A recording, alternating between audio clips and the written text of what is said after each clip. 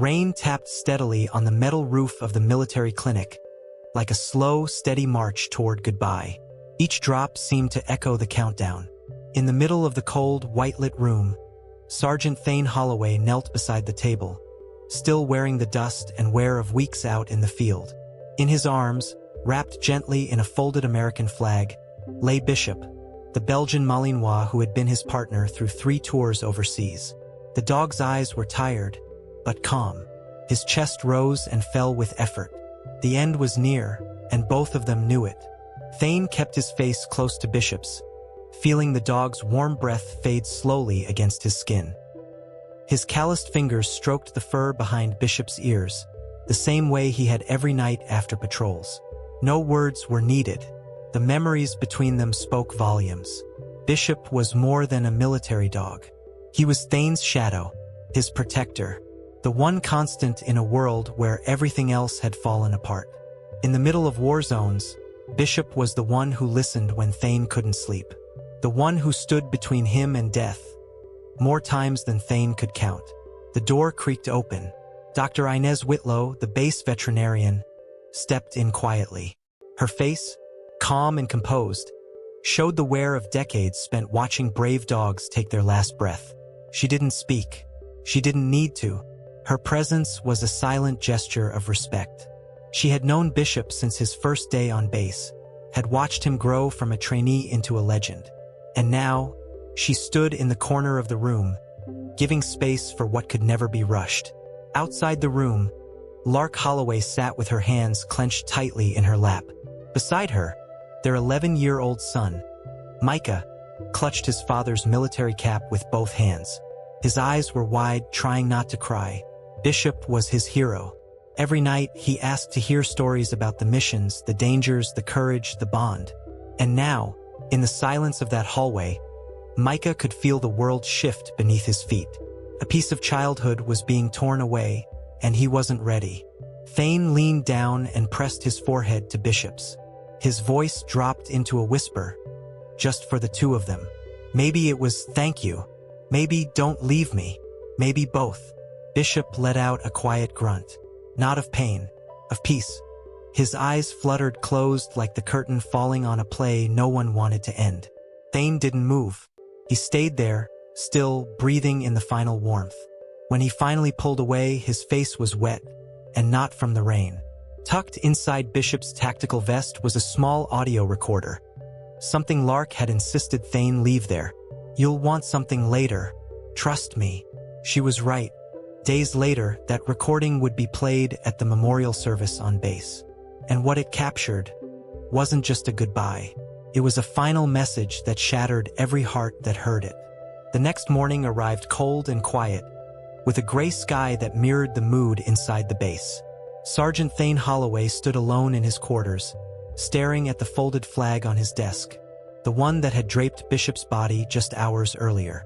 The room felt hollow without the sound of paws against the floor or the deep, steady breathing that used to comfort him through sleepless nights. Bishop had been more than a partner. He had been a reason to keep going.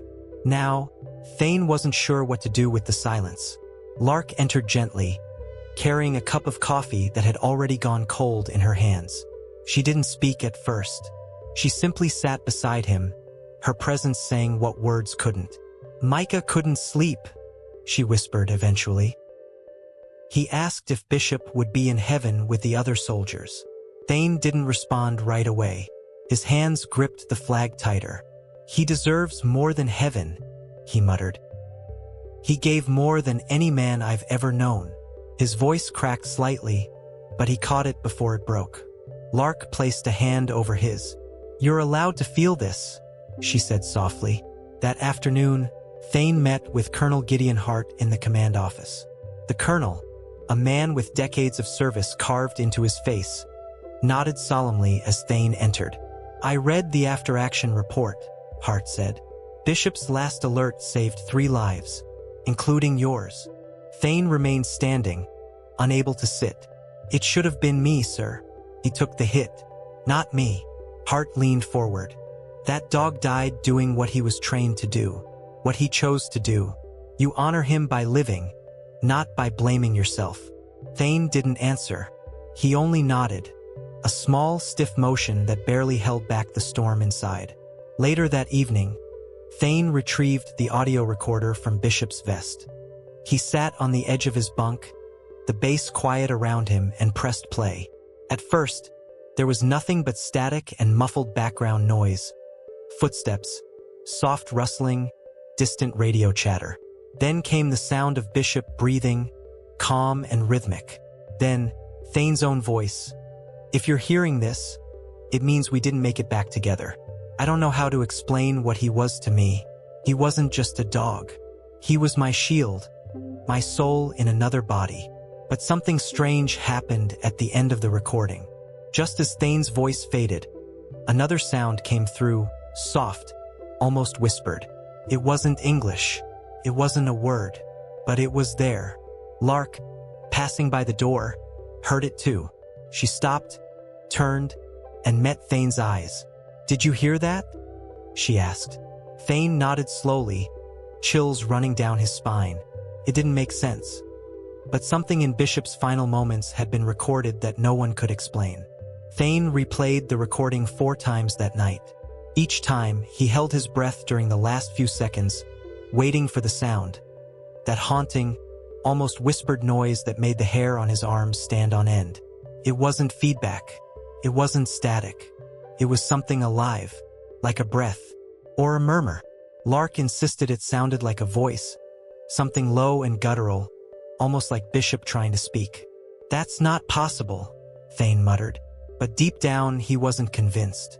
In war, he had learned that the impossible happened more often than people admitted, especially in the quiet moments no one talked about.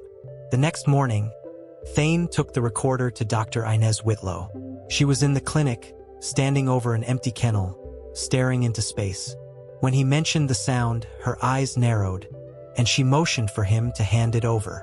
She plugged it into her laptop, cleaned up the audio, and isolated the final seconds. They listened together, static, breathing, then that sound. A short, low rumble, almost like a word trying to form. Inez leaned back slowly. "That doesn't sound like an animal," she said quietly. Thane nodded. "And it doesn't sound like me either." Later that day, Thane sat alone on the base's memorial bench, the one facing the training field where Bishop used to run drills. His eyes were distant, but inside he was back in Kandahar 3 years ago. That day when Bishop lunged at a suicide bomber before the man could reach the squad. He'd knocked the bomber to the ground, taking shrapnel across his flank. That was the first time Thane thought he'd lose him, but Bishop had survived. He always had, until now. Why record that sound? Thane whispered to himself. Why now? The next flash of memory hit without warning. A night operation in Helmand province. Pitch black, no moon.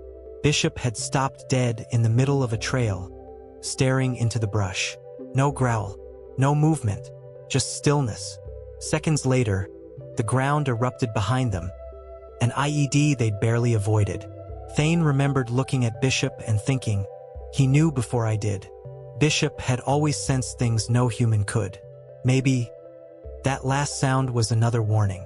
As the sun began to set, Micah approached with Bishop's collar in his hand. "Dad, I want to keep this," he said quietly.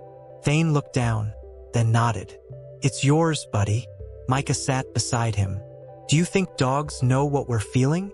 Thane didn't hesitate. "I think Bishop knew what I was feeling before I did." The boy smiled faintly, and for a second, the grief lifted, but only just. That night, Thane couldn't sleep. He lay in bed staring at the ceiling, the recorder beside him on the nightstand. At 2:47 a.m., he reached over and hit play again. This time, he heard something new. Faint, barely there. A whisper, this time clearer. One word. Home. Thane sat up in bed, heart pounding. His fingers trembled as he replayed the final seconds of the recording again. The static faded. And there it was. The whisper. Clear. Low. Familiar. Home.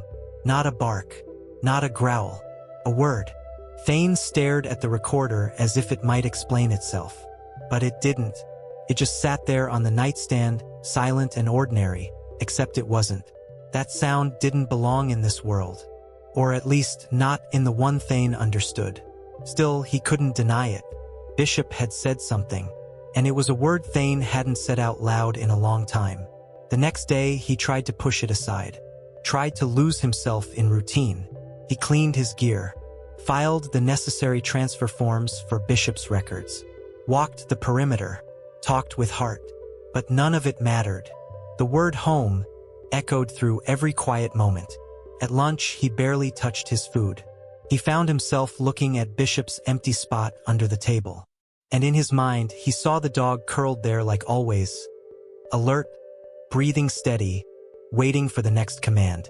But that spot would stay empty now. And that word, home, refused to go away. Lark noticed it immediately. "You're somewhere else," she said that evening as they folded laundry in silence. Thane paused, holding one of Micah's shirts. "He said it," he replied. Lark turned to him, confused. "Said what?" "Home," Thane answered. It was him. I know it sounds crazy, but it was his voice. It was his. Lark didn't laugh. She didn't dismiss it. Instead, she reached out and touched his chest. Maybe it's not about how it happened. Maybe it's about why. That night, Thane brought the recorder to Chaplain Alaric Monroe, an older man with kind eyes and a slow, careful voice. He played the clip, watched the chaplain's reaction. The older man didn't flinch. "I've heard stranger things on battlefields," he said simply. "Sometimes the soul finds ways to say what the mouth never could. Maybe Bishop just needed you to know where he is now." Thane wanted to believe that. He really did. But something inside him still felt restless, like the message wasn't finished. Later, Thane stood at the training field alone. The lights were dim. The wind was rising. And in the middle of that silence, he closed his eyes and set it back. Home. As soon as he spoke the word, a gust of wind passed behind him, and something soft brushed his leg. He looked down. Nothing. But his heart knew better. Bishop had always moved like that, quiet as a shadow. Back inside the barracks, Thane opened Bishop's old equipment bag. Beneath the worn harness and chewed-up toy, something unexpected caught his eye. A folded piece of paper. He slowly pulled it out. It wasn't his handwriting, and it was dated 3 years ago, a day he'd never forget. Thane unfolded the paper with cautious fingers. The edges were worn, slightly yellowed from age and time in storage. It had clearly been handled before, but not by him. The handwriting was careful, slightly shaky, written in black ink. At the top, a name, Staff Sergeant Caleb Morris. Thane froze. Caleb had been his squad leader during their second deployment in Helmand, a man who died in an ambush only weeks after arriving. But what was his name doing here, tucked inside Bishop's bag? His eyes moved across the page, scanning the first lines. "If you're reading this, it means Bishop outlived me, just like I told him he would. I'm writing this because there are things you might need to know. Things no one ever explained about these dogs, and what they carry with them." Thane's pulse quickened. Caleb had always been superstitious, always said the dogs saw more than men could. But this letter wasn't just poetic. It was detailed.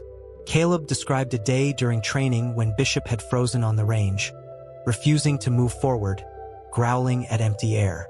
Minutes later, the instructor had a seizure on the spot, later diagnosed with a brain aneurysm. The dog knew something was wrong before the man collapsed, Caleb wrote. Like he felt it, like he heard something the rest of us couldn't. Thane sat down on the edge of the bunk, the letter trembling in his hands. Caleb had more stories. Times when Bishop would wake in the middle of the night and pace the tent moments before gunfire started. Days when the dog refused to enter buildings that were later revealed to be wired with explosives. "It's like he was tuned into something else," Caleb had written. "Some frequency the rest of us missed. I don't know what it is, but I think Bishop's more than just a dog. And if anything ever happens to me, trust him. Trust what he leaves behind." Micah knocked softly at the doorframe, holding Bishop's collar in one hand. "Dad, can I sleep in here tonight?" Thane looked up, nodded. "Yeah, buddy. Of course."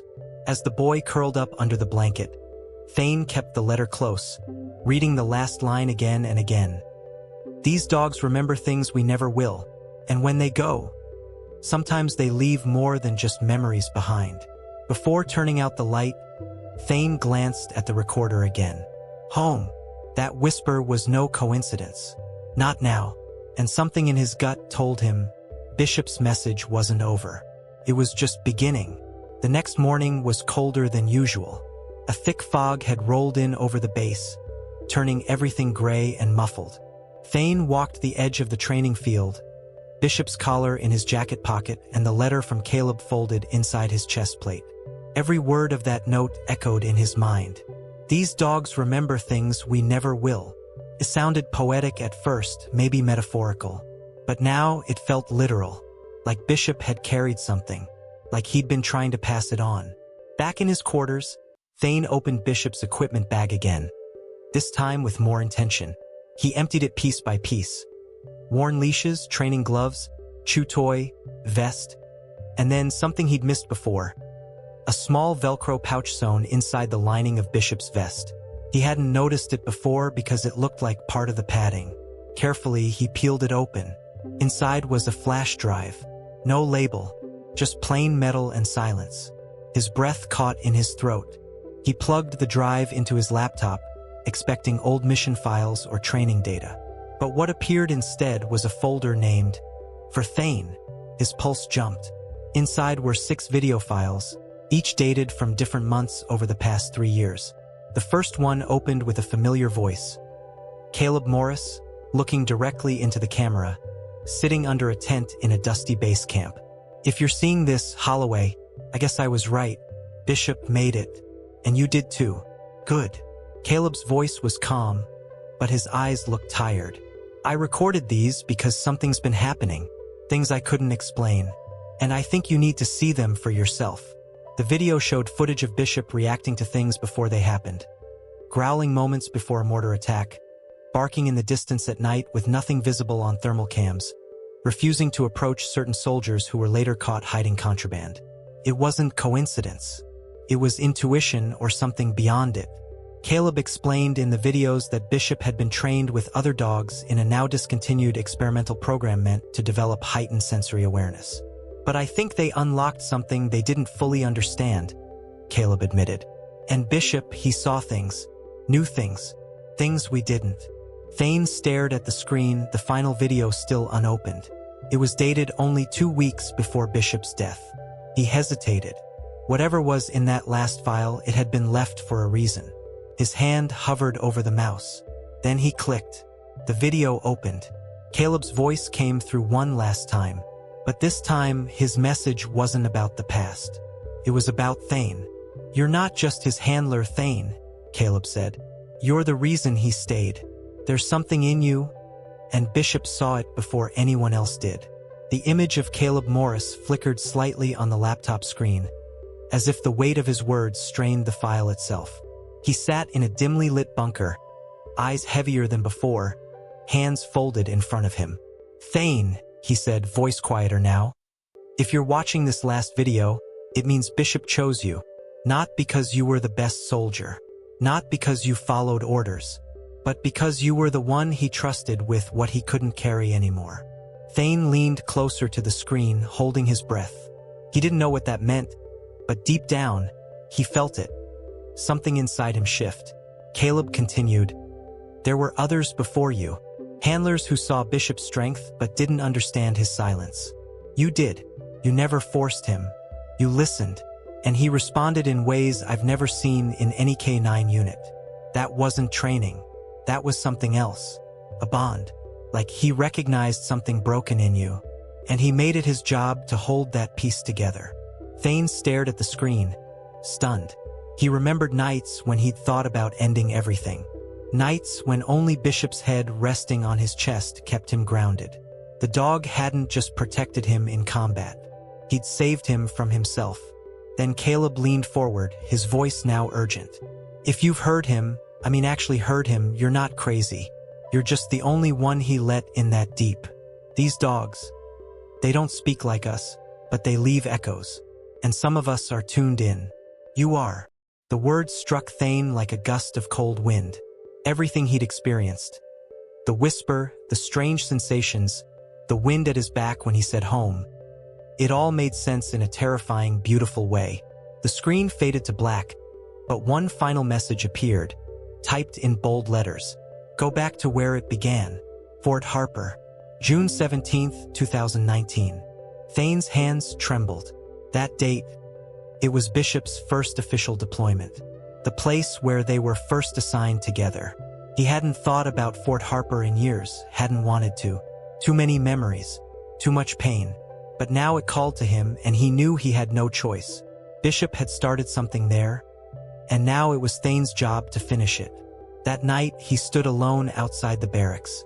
The air was sharp, and the stars hung low. In his hand, he held Bishop's collar and the folded letter from Caleb. In his chest, a fire had been lit, not of grief, but of purpose. Bishop's death wasn't the end. It was the beginning of a message only one man could carry forward. And Thane Holloway was ready to follow his shadow. The sign for Fort Harper came into view just after dawn, its faded lettering barely visible through the morning mist. The base had been decommissioned nearly 2 years ago, left behind like so many ghosts of war. Weeds cracked through the pavement, and most of the buildings stood silent and hollow, stripped of life. But as Thane Holloway stepped through the rusted gate, a weight settled on his chest, the weight of memory. This was where it all began. Bishop's first deployment, their first mission, and now maybe where it would all make sense. Thane moved with purpose, following instinct more than memory. His boots echoed through the empty corridors of what used to be the K-9 training wing. The scent of old oil and dust hung heavy in the air. As he pushed open the door to the kennel block, time seemed to rewind. He could almost hear the barking, the trainers shouting commands, the scrape of claws on concrete. But now it was just him, and the silence. He paused by the last kennel on the left, Bishop's. The tag was still there, barely hanging on by one screw. Bishop, Unit 213. Inside the kennel, he found it, a loose tile on the wall behind the sleeping mat.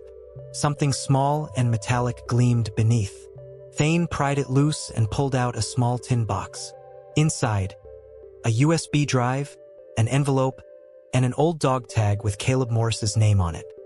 He sat down on the floor, the cold seeping into his bones, and opened the envelope first. A short note, handwritten. You made it. That means he trusted you. Play the file. The rest is yours now. Back at his truck, Thane plugged in the USB. A single audio file loaded, titled Echo Protocol. He hit play. The voice that spoke was female, firm, and unfamiliar. This is Dr. Eliza Varnes, behavioral specialist for the Echo Protocol project. If you're hearing this, the subject Bishop has passed. You are his final bonded operator. That means you're now carrying the last imprint. The message continued, outlining a secret program to enhance cognitive emotional syncing between handlers and K-9S. A program shut down for being unpredictable and emotionally volatile. Subjects showed strong signs of advanced empathy, predictive behavior, and nonverbal communication patterns bordering on telepathic awareness, Dr. Varnes said. Thane leaned back in the seat, stunned. They were building something more than soldiers. They were building a bond beyond explanation.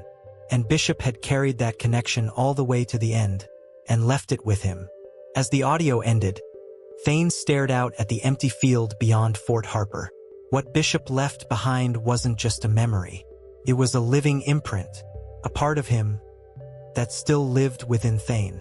And now it was calling him to do something with it. Thane sat in the cab of his truck for nearly an hour, staring at the empty field in front of him. The final words of the Echo Protocol recording echoed in his head. You are his final bonded operator. It sounded clinical, detached. But Thane knew better. This wasn't about science. It wasn't about military experiments or classified files. This was about Bishop and everything he had chosen to carry until the very end. And now, Thane could feel it, like something alive still pressing against his chest. As he stepped out onto the field, a memory washed over him. Bishop, sprinting through the obstacle course, dust flying behind him, ears pinned back, eyes locked on Thane with pure focus. That was the moment they truly bonded. Not during combat, not in drills, but right here, in this forgotten patch of earth, where trust had been built with nothing but instinct. Thane closed his eyes and whispered one word, "Here." It was the first command Bishop had ever learned from him. And though the field remained still, Thane could feel it. A warmth, a presence, like a shadow passing at his side. He returned home later that evening to find Micah sitting on the floor with Bishop's harness draped across his legs. The boy looked up. "I've been thinking," he said softly, "about what Bishop was trying to say. Maybe he didn't mean home like a house. Maybe he meant us." Thane kneeled beside him, eyes burning. "I think you're right, buddy." He reached out, placing a hand on his son's shoulder.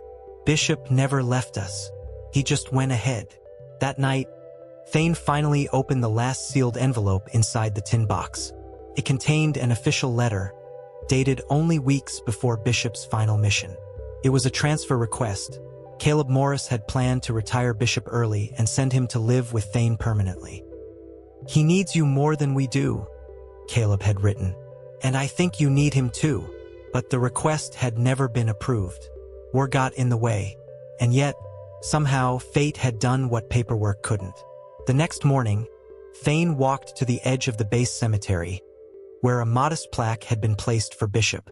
He stood in silence, then removed the dog tag from around his neck and placed it gently at the base of the stone. "Rest easy, partner," he whispered. "You did your job. Now it's my turn." As the wind picked up, it carried a single soft sound across the grass. Not a whisper, not a voice, but something deeper, a feeling. And for the first time in years, Thane felt whole. 3 months later, the leaves at Fort Carson had started to turn. Autumn painted the base in shades of gold and amber, and the air was crisp with the scent of change. Sergeant Thane Holloway stood at the edge of the new K9 Memorial Garden, a quiet space just beyond the training fields. A bronze statue of a Belgian Malinois sat proudly in the center, its gaze sharp, ears alert, and beneath it, a plaque with a single word, "Home." People gathered in respectful silence, many in uniform, some holding their caps to their chests. Among them stood Lark and Micah, side by side, hands clasped. Thane stepped up to the small podium. He didn't carry a speech, only memories. Bishop wasn't just a partner, he began, voice low but steady. He was a soldier, a guardian, and for me, he was the part of myself I'd almost forgotten how to protect. He paused, glancing at the statue. I've seen men break under the weight of silence. I almost did, but Bishop, he stood in that silence with me, until I found my way back. The ceremony ended with the traditional bugle call, and as the final note hung in the air, Micah approached the statue and placed Bishop's old collar at its base. The boy looked up at his father. "Do you think he knows?" Thane knelt beside him, voice cracking slightly. "I think he's right here, watching it all." They stood there together for a long time, father and son, side by side. A quiet tribute to a bond that never truly ended. In the following weeks, Thane made a decision. He applied to lead a new initiative on base, a K9 rehabilitation and legacy program for retired and trauma-affected military dogs. With support from Colonel Gideon Hart and Dr. Inez Whitlow, the project quickly took form. The goal was simple: to give these dogs a place to heal and to match them with veterans who needed healing too. Thane named the program Project Bishop. Every morning, Thane walks the training field with a new dog by his side. Not to replace Bishop, but to honor him. And though no bark is quite the same, and no eyes carry that same knowing depth, each step forward is a tribute. Not just to one dog, but to every silent guardian who gave everything without asking for anything in return. And sometimes, when the sun rises just right over the hills, Thane swears he sees a shadow moving beside him. Quiet, loyal, and forever watching. Bishop may be gone, but his mission still marches on. If the story touched your heart, leave a like and subscribe to the channel. Every story here is a tribute to courage, loyalty, and the kind of love that never dies. Join us and help keep the memory of heroes like Bishop alive.